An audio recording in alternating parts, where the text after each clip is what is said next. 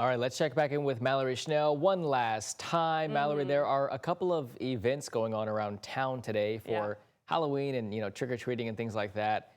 I'll leave it up to you to decide if it's a good day to go or stay inside. It's going to be very similar to yesterday. So if you were out and about yesterday, I think you can handle it today. Lots of cloud cover.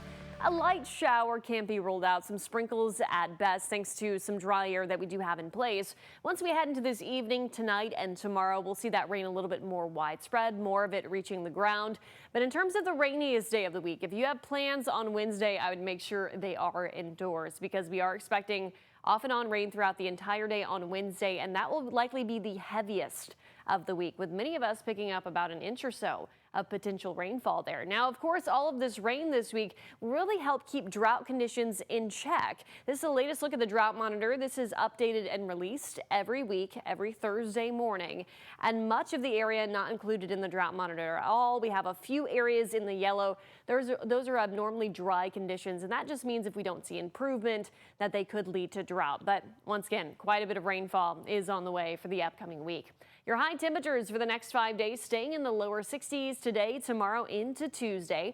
Average high is 66 for this time of year, so we'll be a few degrees below normal. And then we see that bigger dip in temperatures by Wednesday and Thursday, with highs returning to the 50s. That's with our next system that will be moving through with the cold front attached to it. 51 degrees currently in Louisville this morning, 53 in Bowling Green. More of those 40s off to our north and northeast. A few spots in the 30s up near the Great Lakes region. That's where there's a bit more clearing on the satellite here this morning. But for us, we are really cloaked in the cloud cover, and we do have quite a bit of light radar returns out there. That means we could have a few sprinkles on the radar, reaching the ground, I should say, and maybe a very spotty light shower. But the bulk of the rainfall is actually down to our south, along with this low pressure system that's really tracking from Texas into Louisiana and across the deep south here. We will get some of this surge of moisture that's moving into western Kentucky and western Tennessee here. That can move into our area by later on this evening and tonight, but we are expecting lighter rainfall potential.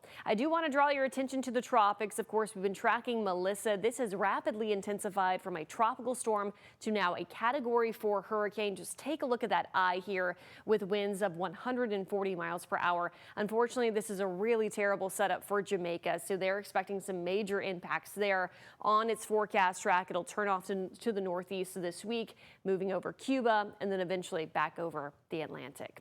Back here at home, cloudy skies once again today, some spotty light showers and sprinkles, temperatures in the lower 60s. There's that greater surge of moisture moving in from the south and southwest later on this evening and tonight, so expect some greater rainfall amounts, really the closer you are to the parkways and closer to the Tennessee border. That will continue into our Monday as well. So some light showers out there tomorrow, late showers on Tuesday that will really ramp up Wednesday. Some of that could linger into the day on Thursday. We are trending drier for your Halloween on Friday with partly cloudy skies, highs in the 50s and overnight lows in the lower 40s.